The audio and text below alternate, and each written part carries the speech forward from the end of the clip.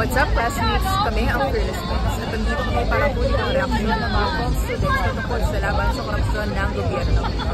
Ang panayam na ito ay tungkol sa gawa ni na Rappler journalist Jairo Boledo at JC Cotinga na nagpakita ng tapang sa paglalantad ng korupsyon at sa mga panganib ng pagtatanggol sa kalayaan sa pamahayag. Ang aral na makukuha ng campus journalist sa Rappler coverage ay syempre dapat maging totoo, ingat sa facts, at syempre magkaroon dapat tayo ng malasakit sa mga naaapektuhan ng issue.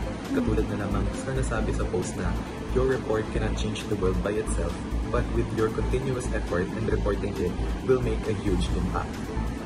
Bilang isang former student journalist, ang mensahe ko para sa mga student journalist ngayon ay syempre mag-report ng tapat at gamitin ang boses ninyo para makatulong sa iba na mas maintindihan ang nangyayari sa ating bansa. Hanggang sa muli, ako si Tita Des, 20 Factor, kahit